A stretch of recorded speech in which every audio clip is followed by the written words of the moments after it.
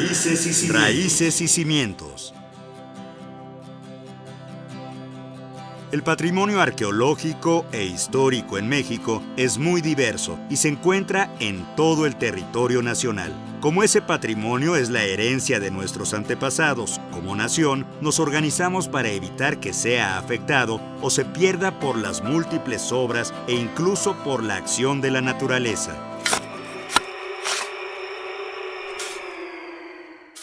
Muy buenos días, o muy buenas tardes, o muy buenas noches. Esto es Radio INA. La Secretaría de Cultura y el Instituto Nacional de Antropología e Historia los invitan a acompañarnos en una emisión más de la serie Raíces y Cimientos, Arqueología de Salvamento en México. Yo soy Luis Alberto López Guario, su anfitrión, su amigo investigador del INA, y en esta ocasión contamos con la valiosa presencia del doctor Manuel Eduardo Pérez Rivas. Manuel, muy buenos días, gusto tenerte en esos micrófonos. Buenos días, Alberto, buenos días a todos. Muchísimas gracias, Manuel. Por la invitación. Oye, no, pues es un gusto tenerte por acá porque además de que estás trabajando en una zona que ha sido tiene los focos muy encima desde hace ya algún tiempo, estás trabajando en una zona que es muy importante desde principios de la arqueología en México, ha sido muy llamativa la zona maya. Por eso el tema de hoy es el salvamento arqueológico en el Tren Maya Yucatán, que nuestro invitado de hoy está coordinando desde hace ya algún tiempo y sobre esos detalles nos va a platicar. Para poderlo abordar y no perder, no extendernos, no extendernos, nada más quiero hacer mención de algunas de las partes curriculares de la enorme trayectoria de nuestro invitado de hoy. Además de que es investigador del Instituto Nacional de Antropología e Historia desde hace que ya más de 30 años, ¿no, Manuel? Sí, desde el 89. Bueno, no nos haga sacar cuenta, pero andará entonces por los 32. Y fue subdirector de Registro de Bienes Inmuebles en el INA, posteriormente fue director de Planeación en el INA, y es un investigador cuyo tema central ha tocado varias áreas del país, pero sus temas principales han sido hacia la zona maya, lugar donde él estudió su carrera en Yucatán, en la Facultad de Antropología en la Universidad de Yucatán, pero también ha conjuntado, y sobre todo para ese tema, el salvamento arqueológico en el Tren Maya, ha aplicado algo que para él ha sido central en su trayectoria y que ha tenido un gran impulso, sobre todo en los años más recientes en nuestro instituto, que es la aplicación de tecnología para el estudio de los bienes arqueológicos en el país. Por ese motivo te invitamos, Manuel. Entonces, si gustas, empezamos con tu participación y, si me permites, comparto las imágenes que tuviste bien mandarnos. Pues buenos días a todos. Les agradezco mucho la invitación. Y pues realmente, pues aquí sí quisiera platicarles un poquito sobre este proyecto que ha sido muy difundido, muy polémico, que es el Tren Maya, obviamente por una vertiente política fuerte, pero realmente se trata de una gran obra de infraestructura que, como todas las obras de infraestructura en la República Mexicana, tienen que ser atendidas a través de un procedimiento que marca la legislación mexicana y que tiene que ver con las investigaciones de salvamento arqueológico. Este tipo de investigaciones surgen desde los años 40 por la necesidad de atender la protección y la investigación del patrimonio arqueológico en obras de infraestructura que en mayor o menor medida son necesarias para el desarrollo actual de las poblaciones, que pueden ser desde obras de drenaje, metros, carreteras, presas, hasta grandes obras como trenes o gasoductos. Entonces, el salvamento arqueológico realmente no difiere de las investigaciones arqueológicas científicas en su planteamiento. Debe ser una investigación científica con objetivos, con hipótesis. Sin embargo, está originada y orientada a responder a las necesidades de una obra. Entonces, es investigación arqueológica científica, pero con dos vertientes importantes. En este sentido perdón, Manuel, en ese sentido que nos estás presentando, es igual entonces cualquier investigación como la que se puede realizar en Teotihuacán como la que se puede realizar en Paquima, en una zona que no ha sido trabajada en momento alguno por investigadores. Sí, sí, pueden ser zonas que ya sean trabajadas, pero realmente aquí son, digamos, podemos agarrar un tercer aspecto. Un salvamento arqueológico lo que brinda también es una oportunidad de investigación, porque si es un área que no ha sido trabajada como muchas áreas del tren, pues es una oportunidad única para tener información y datos arqueológicos que de otra manera sería muy difícil tener.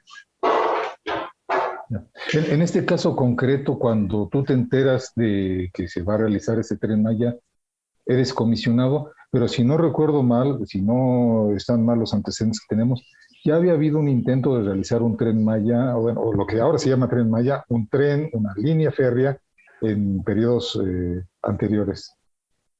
Sí, hubo una iniciativa anterior, hacia el 2014, que se llamó Tren Transpeninsular, y que ese iba a crecer por fases, y se atendió el área correspondiente del trazo de Chichén Itzá a Cobá, de Cobá a Playa y de Playa a Cancún. Era una idea muy similar, pero era un trazo diferente.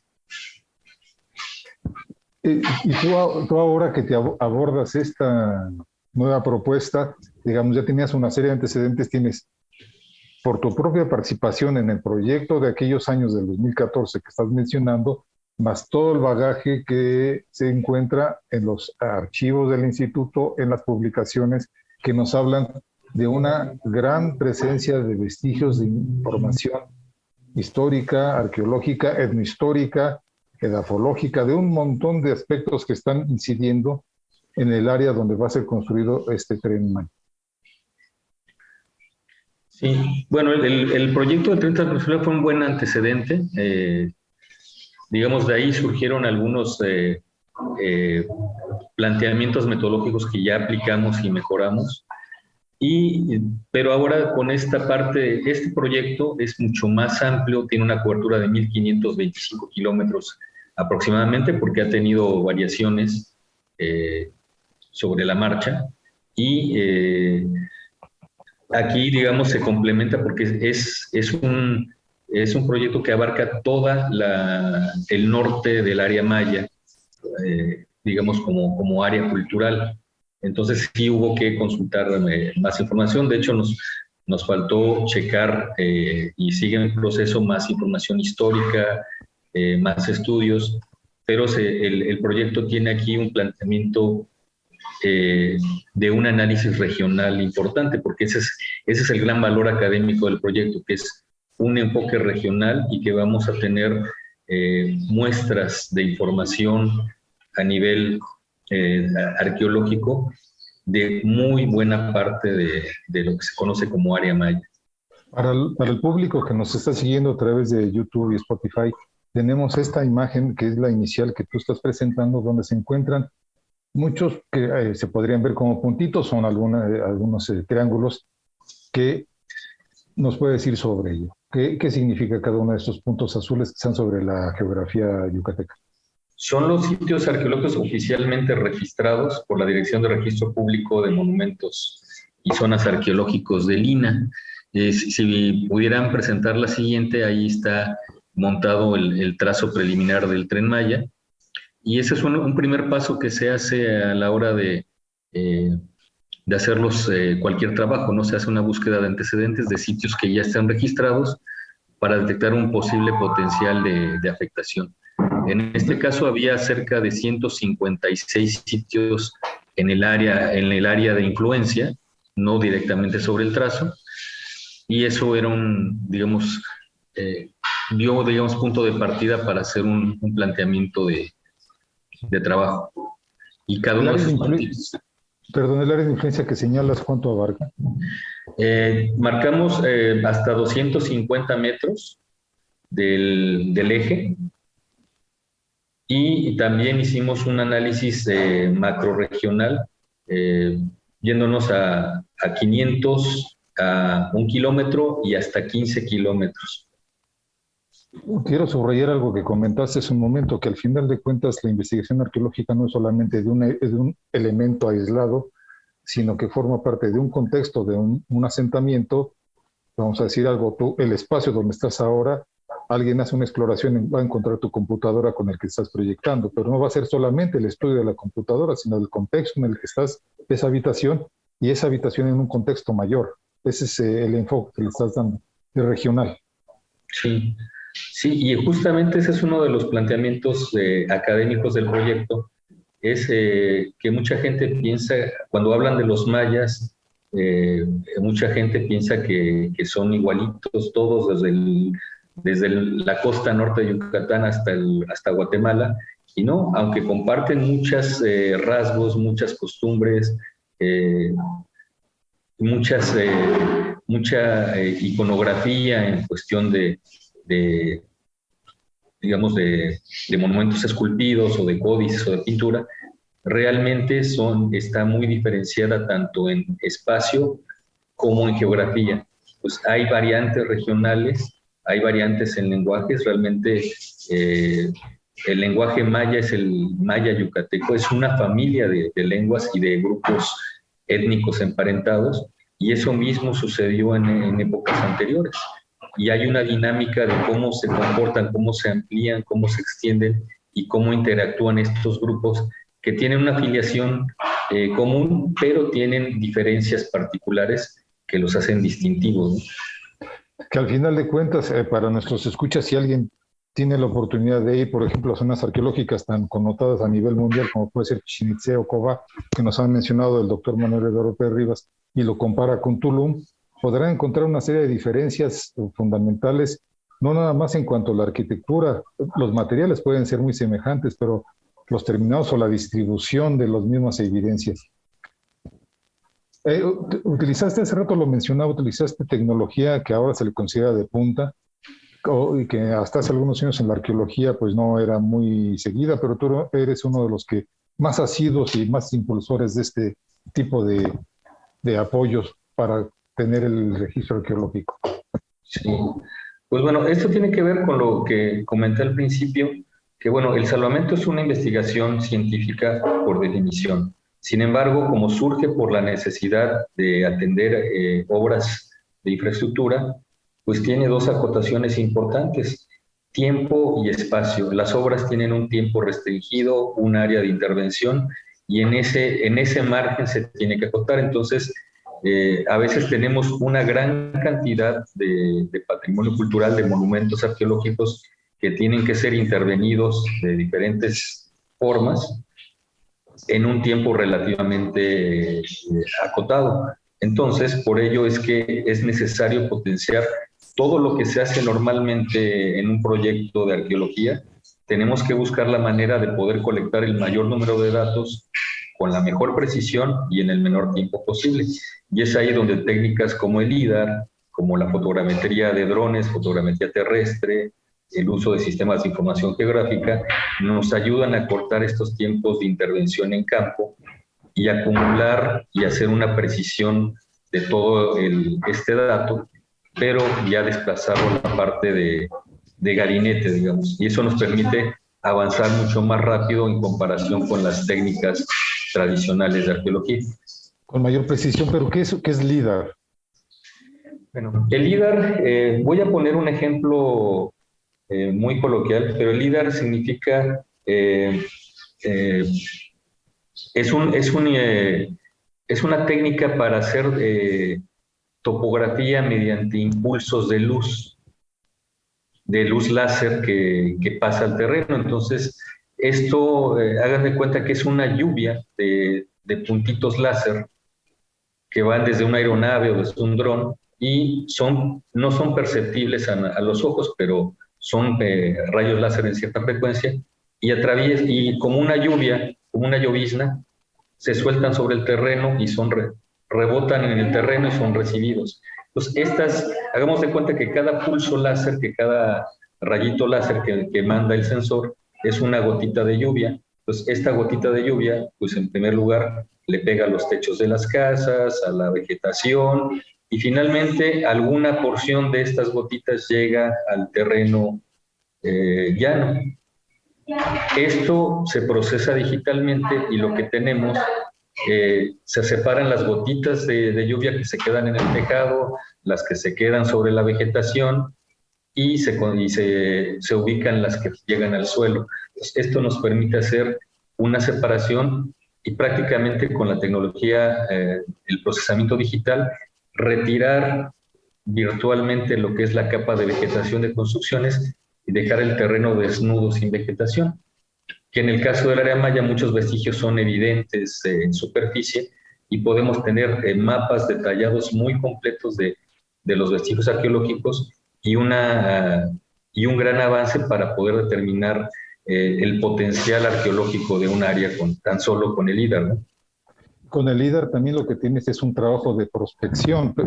Aparece esa expresión de prospección para nuestros escuchas, es una labor preliminar inicial en campo que nos permite hacer este registro, digamos, lo que se ve en la superficie. Y como decías, Manuel, pues en la zona maya hay muchísimas evidencias, pero también por las condiciones edafológicas, geológicas, hidrológicas de la península, pues hay muchas de estas que se pueden ver como simples piedras que están ahí puestas. O sea, no nos esperemos que todo va a ser grandes monumentos como puede ser las zonas arqueológicas abiertas al público. Hay muchas evidencias que no son de esta magnitud. Sí. Y bueno, por ello se convierte el LIDAR en una herramienta muy importante. Si pueden pasar la siguiente diapositiva, no la voy a leer, nada más para que... ¿La de LIDAR? La de LIDAR, sí, porque este es muy importante. El LIDAR nos permite hacer un diagnóstico y nos permite identificar de manera muy rápida cuáles son las áreas que tienen estos grandes monumentos, pero también las áreas menores, las unidades domésticas donde vivía la gente común, también son visibles hasta cierto punto. Entonces podemos hacer un diagnóstico, un prediagnóstico, que obviamente tiene que ser corroborado mediante la prospección a pie, pero obviamente el arqueólogo ya va con una ayuda, ya va orientado a saber qué es lo que se puede encontrar. Entonces prácticamente el recorrido se convierte en una verificación de los datos que ya se llevan precargados y desde gabinete.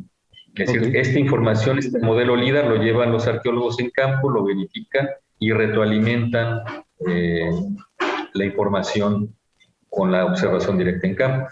En la siguiente, pues está una ilustración del proceso que realizamos en el Tren Maya con unos GPS de mapeo. Se levantan fichas de los monumentos que ya se han preidentificado, se toman datos, se llena una pequeña fichita y se complementa. Esto va a alimentar una gran base de datos que se maneja en el sistema de información geográfica. En la siguiente, pues está muy ilustrativo los tipos de vestigios que pueden verse. Este es un segmento de la costa de Quintana Roo, donde se alcanzan a ver un rasgo muy distintivo, que son los muros residenciales o albarradas que se extienden prácticamente por toda la costa. Y si el LIDAR es adecuado, pues los podemos ver, y en lugar de estar haciendo el mapeo en campo, pues el arqueólogo nada más verifica el dato, toma fotografías y se avanza, no se necesita hacer el levantamiento, ya lo tenemos aquí. En la siguiente se ve... En la densidad sí.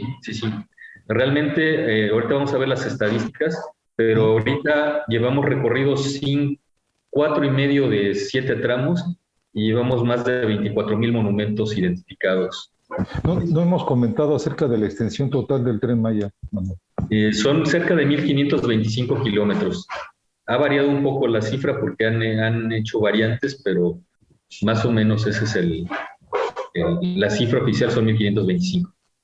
Más o menos, para nuestros escuchas, nuestros seguidores, es una obra semejante en tamaño como la que se realizó en los 70s en la costa de Veracruz, que se llamaba un gasoducto que iba desde Tabasco hasta Nuevo León.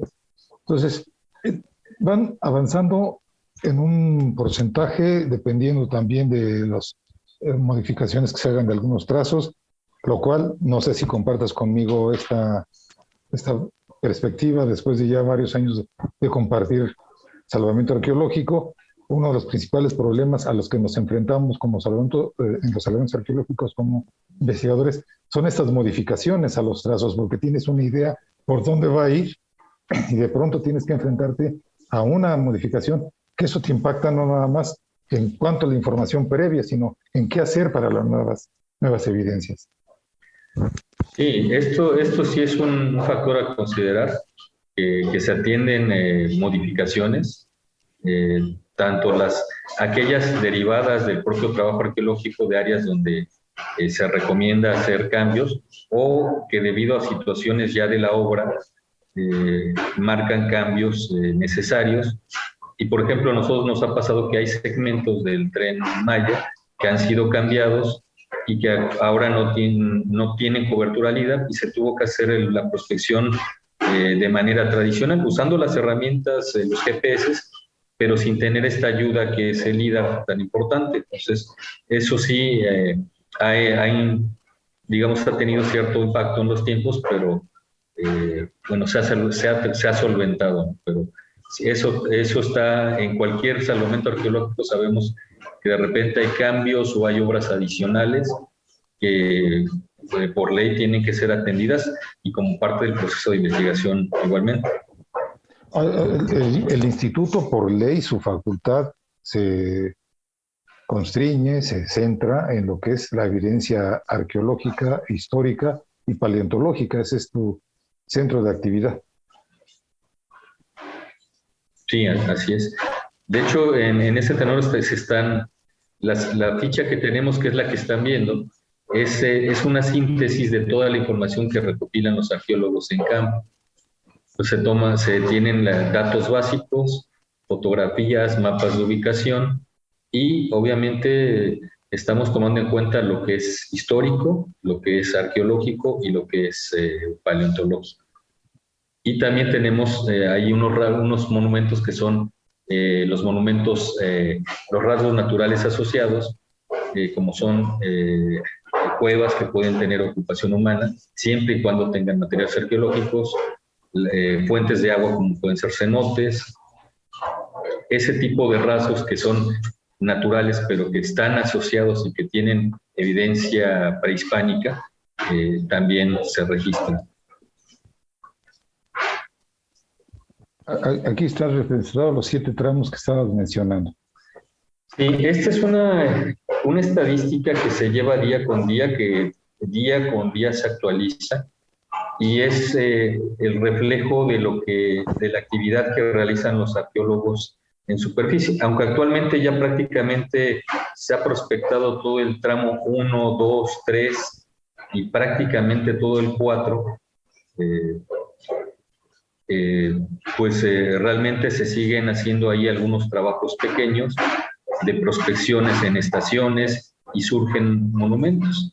Entonces, el 6 y el 7 no se han prospectado, y la cifra pues ya es considerable, ¿no? Son 24,000 monumentos, y de eso cerca del 90% son monumentos inmuebles, es decir, son edificios arquitectónicos de diferente tipo, desde casas habitación hasta grandes basamientos de tipo piramidal. ¿Cuándo empezaste las labores en este proyecto y cuándo se calcula terminar? Bueno, el proyecto estaba programado para iniciarse desde el mes de abril de 2020. Realmente arrancó hasta julio de 2020 y se pensaba terminar la prospección durante esos 6 meses, pero no. Por retrasos ahí en la logística, en la parte administrativa, pues se extendieron los trabajos, y ahora pues realmente nuestra expectativa ha sido superada. Nosotros esperábamos tener cerca de 12,000 monumentos y la cifra es prácticamente del doble. Y esperamos que más o menos en este año podamos concluir la mayor parte de la fase de excavación. Digamos, estás hablando de terminar, concluir en la medida que se tengan estas modificaciones y que se tengan los apoyos, culminar lo que se refiere a trabajo de campo, pero vendrá también todo lo que se refiere al análisis del material obtenido y sí, labores de mantenimiento, labores de vigilancia durante el resto de la obra. Realmente la parte de supervisión y vigilancia que es una parte indispensable, por ejemplo, tramo 1 prácticamente ya fue, ya se dio el visto bueno de obra para la parte troncal de la construcción de la vía, pero seguirán trabajando, obviamente, un número menor de arqueólogos en campo hasta prácticamente que se terminen de hacer las obras que impacten subsuelo. Y por otro lado también se está trabajando simultáneamente con el análisis de materiales, y esta actividad, pues como es un gran volumen, pues ahí yo creo que seguiremos trabajando todavía un tiempo más. ¿Con cuántas personas, entre investigadores y trabajadores, se compone tu equipo de trabajo? Ha sido variable, pero más o menos actualmente es una plantilla de cerca de 250 arqueólogos y especialistas en los 5 tramos, y hay una plantilla que oscila entre 1.200 1.300 trabajadores en los 5 tramos. Realmente es una fuerza de trabajo importante, pero los tiempos que tiene la obra es complicada porque sí tiene unos tiempos de construcción muy breves. Entonces, una de las formas de agilizar los tiempos es incrementando la fuerza de trabajo para atender de manera simultánea muchos frentes de trabajo. En esta lámina podemos ver un concentrado de información. Sí, esto es algo que nos permite hacer los sistemas de información, es llevar un control preciso de cuánto se recorre, de los vistos buenos, que esta es la parte legal que le toca al instituto, y obviamente llevar un control día con día, ¿no?, del avance. Nosotros llevamos una cifra que llama continuidad de visto bueno, que generalmente a través de la prospección determinamos las áreas que no tienen monumentos visibles y se les da visto bueno, y en los otros donde tenemos que hacer diferentes actuaciones, que son las restricciones provisionales precautorias, hasta que una vez que hacemos los trabajos programados, pues ya se puede dar la continuidad del visto bueno. Y actualmente, pues prácticamente el tramo 1 y 2 están prácticamente completados. El tramo 3 lleva un avance, lleva un avance como del 86%, y el tramo 4 y 5, pues bueno, están en proceso, ¿no? Y el 6 y 7 están por iniciar. Tenemos un escaso tiempo de lo que nos resta del programa, Manuel, si avanzamos. Sí. Te propongo. Veamos algunos de los resultados.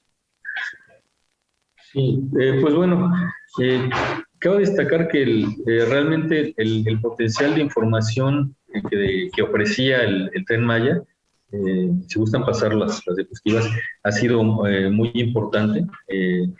Nosotros hemos hecho una de las propuestas es hacer un registro acelerado a través de las técnicas de topografía y fotogrametría, y prácticamente existe un laboratorio de especialistas que procesan la información que generan los arqueólogos, y se generan prácticamente registros virtuales de los contextos arqueológicos. Esto es una de las cosas del proyecto, que ya el arqueólogo no está dibujando de manera tradicional con su plomada, su nivel, sino que es a través de vuelos de drones e instrumentos topográficos que se pueden generar. Ahí en la pantalla es el ejemplo muy claro. Eso no es un dibujo, eso es un modelo digital de elevación procesado, y que obviamente eso lo realizan los topógrafos, los droneros y los especialistas, obviamente con las notas del arqueólogo, pero prácticamente lo que es el registro tridimensional que hacía el arqueólogo en su libreta se convierte en información digital.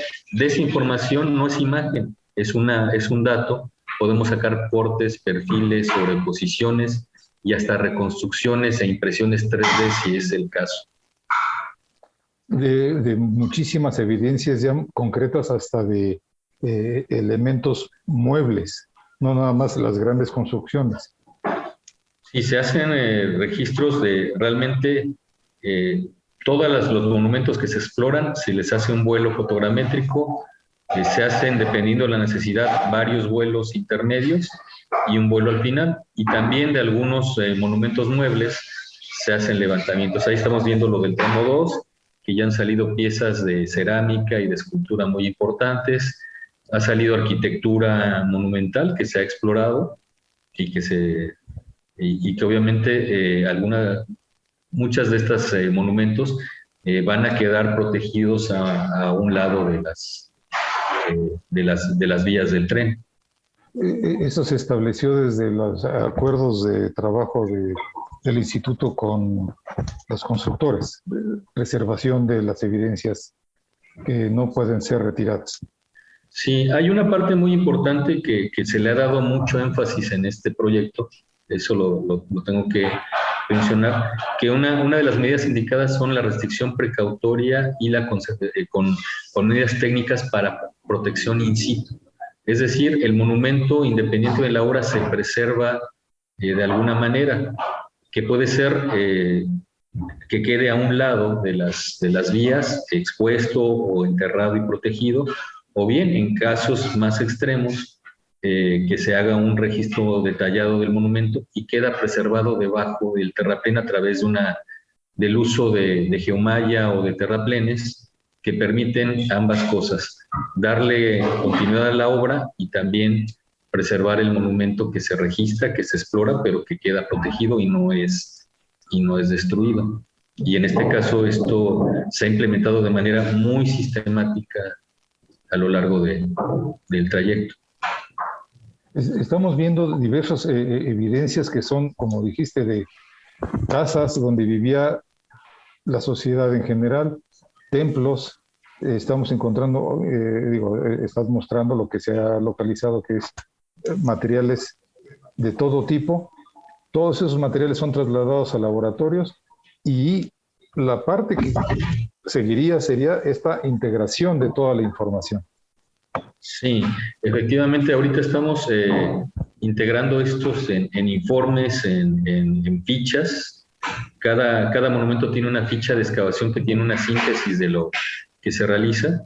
Y también todos los objetos, los monumentos muebles, como los que están, como los que vieron hace un momento, son objeto también de un registro, algunos de una fotogrametría de registro 3D de los más relevantes, y toda esta información se va compilando en una gran base de datos que nos servirá para hacer ya análisis espaciales, hacer análisis de distribución y obviamente tener documentado el patrimonio que estamos recuperando y protegiendo a través del salvamento.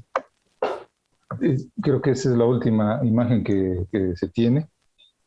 Manuel, la verdad es nos ha estado pasando, los tiempos de radio son muy cortos. Nos gustaría en su momento, más adelante, si es posible, que tengamos una continuidad donde se actualice cuando tengas un mayor avance o se haya concluido, porque estamos frente a una labor de investigación arqueológica. Más allá de las demás consideraciones, estamos en una labor arqueológica, como dijiste, que es la oportunidad para recuperar mucha información, para integrarla, darle un cariz regional.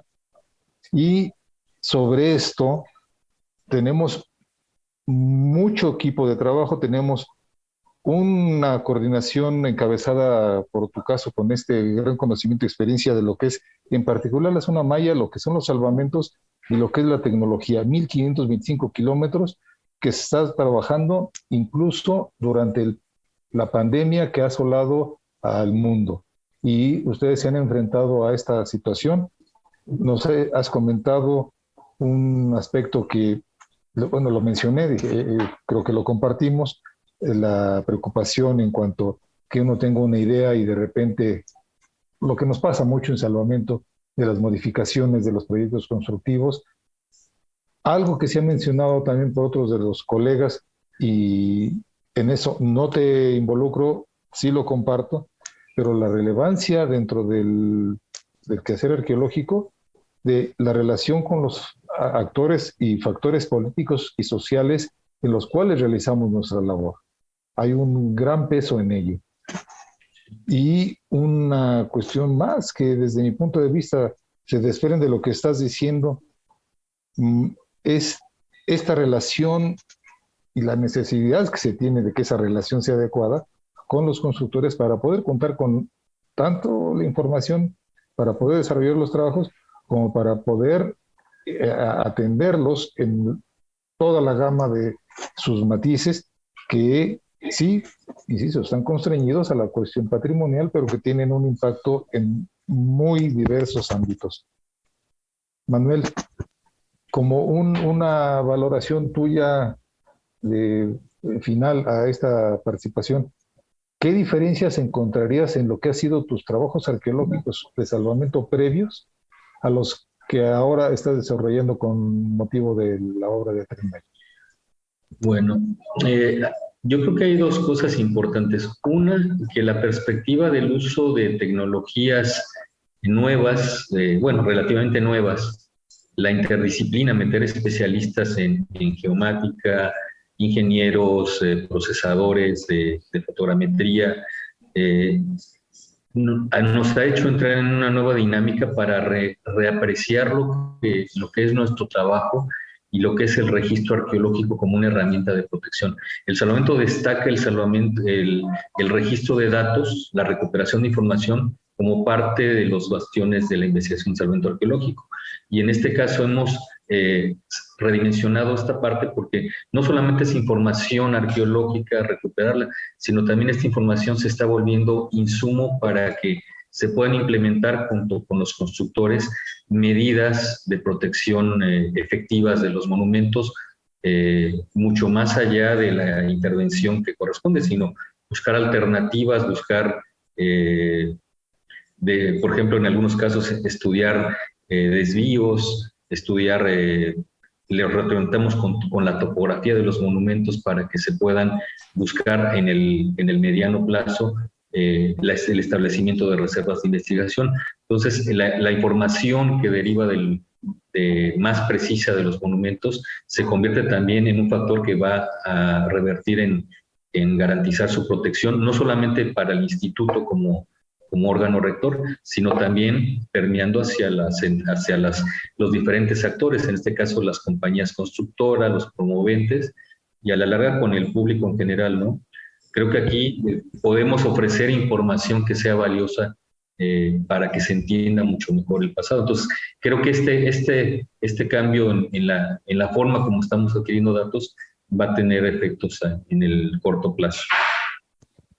Ojalá, esa es la idea y uno de los objetivos de esta serie radiofónica que ha impulsado la Coordinación Nacional de Difusión del INAH consiste en eso, que tengamos una reflexión para que podamos desarrollar de mejor manera las labores que están impuestas por la ley para todos los mexicanos, para todos los que vivimos en el país, que es la protección, la investigación, la difusión del patrimonio arqueológico, histórico, paleontológico, para que contemos con las mejores herramientas y que entendemos, pues, como Instituto Nacional de Antropología e Historia, que es necesario la modificación de los entornos para poder contar con servicios. Eso queda claro.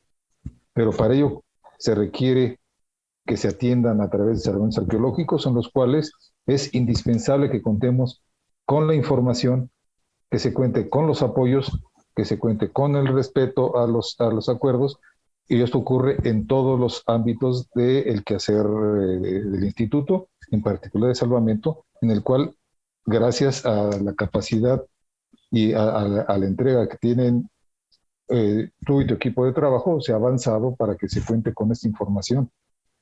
Manuel, te deseamos el mejor de los éxitos, el mayor de los éxitos, que este proyecto arqueológico y esta labor que estás desarrollando, que tiene muchas cámaras, muchos ojos encima, se realice de la mejor manera y que se entienda el objetivo final, que es preservar, investigar y darle a conocer a nuestra nación cómo vivió la gente que nos antecedió en lugares tan importantes como la zona maya.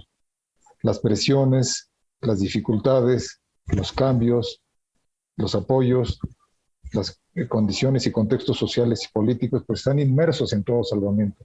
más en un caso como el tuyo que está a la vista de mucha gente. Muchas gracias, Manuel. Un saludo para ti, para tu equipo. Estamos en contacto y esperemos que en breve contemos con un avance o la culminación de tu labor. Cuídate mucho. Gracias y pues saludos a todos. Y, pues gracias por dejarnos mostrarles un poquitito de lo que estamos haciendo allí, que nos está costando ahora sí que mucho sudor y sangre y a veces algunas lágrimas, pero pues ahí estamos haciendo la labor que nos toca hacer y la misión que nos toca hacer como instituto. Como Winston Churchill, sangre, sudor y lágrimas. Muchísimas gracias. A cuidarse mucho. Así yo, Luis Alberto López Guario, a nombre de Radio INA, finalizo esta emisión que fue posible por la generosa participación del doctor Manuel Eduardo Pérez Rivas, investigador de la Dirección de Salvamento Arqueológico, investigador del INA. Gracias a nuestros escuchas por su atención. Les sugerimos consultar más de nuestra producción a través de www.radioina.co.mx y de las distintas plataformas digitales en YouTube y Spotify. La producción, Coordinación Nacional de Difusión a través de la Dirección de Producción Audiovisual con Ana Galicia al frente y en la subdirección de Radio INA, Gabriela Marentes. Realización y producción, Evanibaldo Aldo Morales Celis, la edición de Rubén Martínez y el apoyo de Marta Hernández, Paula Bedoy, Jerónimo Arcuevas. La coordinación de la serie, su amigo servidor Luis Alberto López Guario. Saludos, Manuel, saludos a todos. Vamos a cuidarnos. Un abrazo y nos vemos la próxima. Gracias. Muy buenos días, tardes, noches. Hasta luego. Hasta luego. Raíces y cimientos.